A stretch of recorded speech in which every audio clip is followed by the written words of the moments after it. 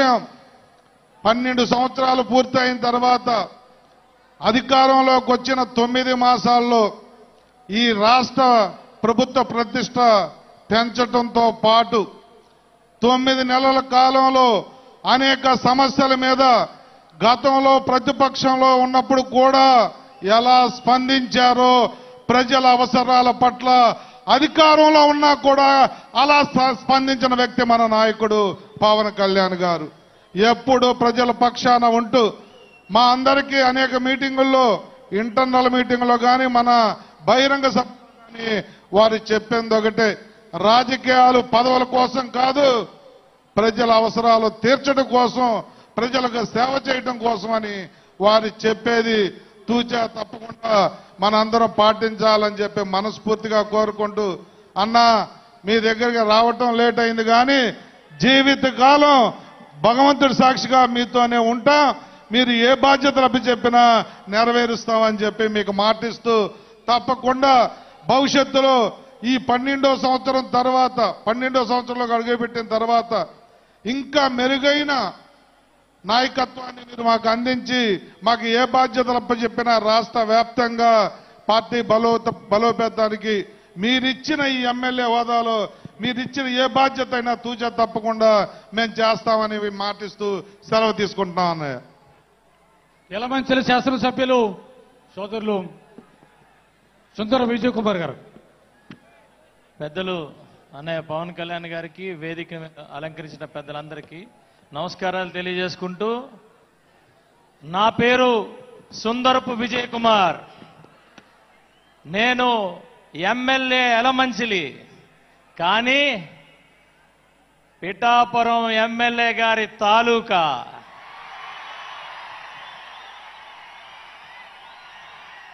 ఇదే పిఠాపురంలో 3rd form చదువుకున్న పిఠాపురం రాజా పాఠశాలలో ఒక విద్యార్థి, నరసాపురం, భీమవరం, విశాఖపట్నంలో చదువుకున్న ఒక విద్యార్థి, మన్యంలో మరి ఎంతో కష్టాలతో ఎంతో బానిసత్వం చేయిస్తున్న బ్రిటిష్ వారిని చూసి ఎదురు తిరిగి మరి ఆ రోజు ఒక స్వాతంత్ర పోరాటం చేసిన మన్యం వీరుడు అల్లూరి సీతారామరాజు గారు. ఆ అల్లూరి సీతారామరాజు పట్టుకొని కాల్చేటప్పుడు ఆయన గుండెలు చూపించి ఒకే ఒక మాట అన్నాడు, నా రక్తం చిందించిన ప్రతి బొట్టులోంచి ఒక అల్లూరి సీతారామరాజు పుడతాడు అని. 1924 మే 7వ తారీఖున ఆదివాసీలకు ఉన్న ఆశాదీపం అల్లూరి సీతారామరాజు గారు అస్తమిస్తే 100 సంవత్సరాలకి మళ్ళా అదే ఆదివాసీలు అందరూ కలిసి 2024న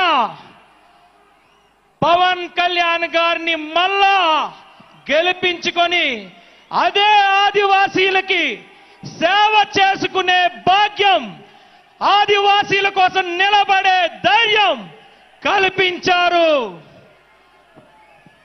జగన్ రెడ్డి ఇంకా అర్థం కాలేదా జనసేన పార్టీ అంటే ఏంటో, ఎందుకు పుట్టిందో? ఇది జనసేన పార్టీ. గత 5 సంవత్సరాల నుంచి నువ్వు మమ్మల్ని చిత్రహింస పెడితే మేమేదో పారిపోతాం అనుకున్నావు.